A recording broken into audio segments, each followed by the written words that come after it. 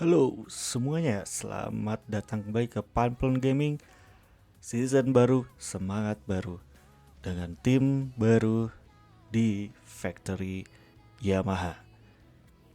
Keren sekali ya outfit gue di pabrikan Yamaha ini, dengan kombinasi hitam, lalu biru, dark navy, lalu kuning ala VR46. Itu menjadi paduan yang pas menurut gue ya. Ya walaupun harus ada di sedikit lah diubah-ubah, cuman gue males ya. Yang penting udah keren aja udahlah gitu. Tidak terlalu berpengaruh kepada reputasi dan tidak berpengaruh kepada skill balap. Ya hanya visualisasi sajalah untuk bagi para penonton dan bagi gue gitu. Menurut gue dengan livery sekarang gue sangat nyaman. Jadi tidak perlu rombak yang aneh-aneh. Oke, di sesi latihan kemarin gue berhasil mencatatkan waktu tercepat dan mendapatkan settingan yang pas. Nice, good. Dan di season ini gue punya challenge pada diri sendiri bahwa gue harus meningkatkan skill gue dengan mematikan indikator pengereman. Nah, kalian bisa lihat ya buktinya. Sudah tidak ada curve indikator di Thailand ini. Ya, gue jadi harus menghafalkan di mana titik pengereman, di mana sudut apexnya, dan di mana exit corner ya. Dan gue berhasil meraih pole position dengan mencatatkan waktu terbaik ya. 1 menit 28an tuh. Itu rekor pribadi gue.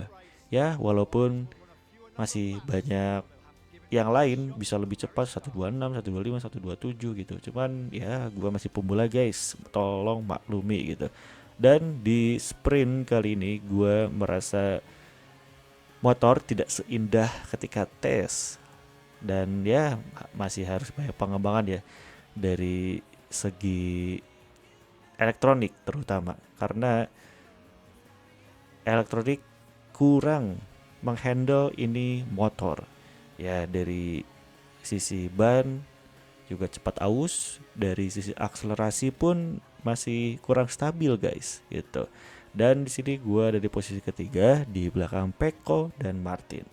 Seperti biasa Pecco masih sangat kuat guys di awal season ini. Oh, terkena track limit dari stewards sedikit keluar ya guys ya. Tapi gue mencatatkan fastest lap di sprint ini ya lumayan lah gitu, 129 149, ya lebih lambat sedikit lah dari kualifikasi.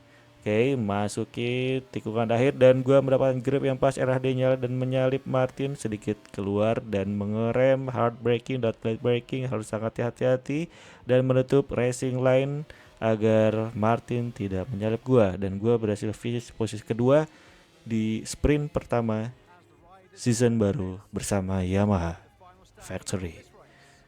Oke, ya is oke lah untuk sprint gue kasih lah untuk Pecco dulu. Dan selanjutnya ada kemungkinan di race ini itu mendung atau hujan. Ya kita lihat saja ya prediksi dari pengamat cuaca, apakah hujan, apakah mendung saja atau badai. Dan Quartararo terkena long lap penalty guys. Ya kasihan sekali ya, ini rekan steam gue. Ya mungkin di kualifikasi kali ya dia sedikit barbar gitu. Dan di sini karena suhu track masih di bawah 42 derajat, jadi rekomendasi dari mekanik itu menggunakan 2 ban medium. Walaupun disediakan hard ya, tapi cukuplah medium. Takutnya kalau gua pilih hard itu tidak ada grip dan lama panasnya. Dan Rifan melakukan start. Apakah berhasil? Sempurna? Tidak, sayang sekali sedikit telat dan wheelie-nya agak sedikit banyak guys. Dan Pecco Martin langsung melesat dan gue langsung mengambil jalur luar agar tidak terjadi insiden. Dan gue langsung mengambil alih posisi pertama. Pecco turun, Pecco ke-7, 9 Mark Marquez, 8 oh Marquez ya. Gue baru Marquez tidak ada di belakang Peko tadi, apalagi startnya gitu. Apakah ini adalah penurunan dari Mark Marquez? Kita lihat saja ya guys ya. Oke, Peko langsung turun posisi ke-8 dan gua berhasil mempertahankan posisi start. Martin menguntit bersama Luca Marini. Wah, Luca Marini ada kemajuan nih bersama Ducati Grace ini. Dia berhasil nih masuk podium bersama Acosta. Keren sekali. Sedangkan Alex Marquez mencoba menyalip dari sisi luar, dan Quartararo, Peko dan Binder, Oliveira crash dan terjadi red flag guys. Sayang sekali ya, ada insiden yang mungkin ya mereka berempat jatuhnya bersamaan atau satu jatuh, semuanya jatuh di tikungan tersebut. Mungkin dari satu pembalap yang jatuh pertama itu berceceran olinya ya guys ya, mungkin gitu. Oke, dengan posisi kedua yang kosong, gue masih ada di posisi pertama, langsung lakukan start dan sedikit telat seperti biasa. Kurang handal Rifan Ahmad di start. Ya, itu lumayan agak sulit ya karena kan gue clutchnya manual. Jadi menyamakan ritme lampu mati dengan clutch itu lumayan sulit guys. Gue nggak tahu berapa detik ya gitu karena tiap race itu beda mati lampunya gitu. Oke, langsung mengambil alih posisi dari Martin. Tadi sempat kedua guys. Dan gue mencoba untuk konsisten dan Martin mendekat hampir saja sedikit menabrak gue dan Rifan melakukan hard braking dan late braking. Martin mencoba kembali, lumayan smooth untuk menjaga racing line ya, jangan sampai terjadi wheelie di perpindahan corner barusan karena itu sangat berbahaya. Oke, late braking dari Rifan dan sedikit melebar karena melakukan kesalahan. Martin pun sedikit melebar. Morbidelli ada di posisi ketiga nih. Aprilia sepertinya musimnya akan menjadi kuat ya, karena melihat dari season, dari sprint, dari latihan juga dia bisa cepat itu. Hard braking dari Rifan memasuki tikungan akhir dan sedikit melebar dan Martin langsung menyalip seperti itu, sangat berbahaya bagi nusa dan bangsa. Dan kecepatannya gila, kecepatan lurusnya keren sekali dan gua membalaskan itu, tapi sayang sekali Martin masih bertahan dan gua slip. Ramai sekali. Morbidelli, Pedro Acosta, apa-apaan ini? Race apa-apaan ini? Gua di pit oleh 3 pembalap dengan engine power yang kuat, guys. Itu gua diuntungkan dengan adanya slipstream ya dari Martin, jadi ya gua masih bisa bertahan. Coba bayangkan kalau tidak ada slipstream tadi, dan Martin terjatuh karena menyenggol gua. Sedikit agresif ya dia untuk menyalip gua di tikungan itu karena dia tuh gitu tuh nyebelin ya. Ketika ada peluang untuk menyalip, langsung gitu digaskan, kan males banget gua gitu. Dan gua berhasil menyalip Luca Marini. Luca Marini kembali berusaha untuk mengambil alih posisi dan gue sedikit keluar mendapatkan warning track limit. Sayang sekali guys ya. Sudah 2 kali kena peringatan dan terjadi wheelie. Morbidelli langsung masuk untuk mengambil alih Luca Marini dan terjadi insiden, mendapatkan investigasi ya dari steward dan gue menutup celah agar tidak ada yang menyalip gue. Selisih 0,5 detik dari Morbidelli dan Bastian ini mencatatkan fastest lap 1:32.15, sangat jauh ya dari yang gue catatkan di sprint. Entah kenapa gue juga di race ini tidak seenak di sprint dan kualifikasi. I don't know, nggak ngerti, ada yang salah dengan motor dan ada yang salah dengan gue gitu. Oke, exit corner.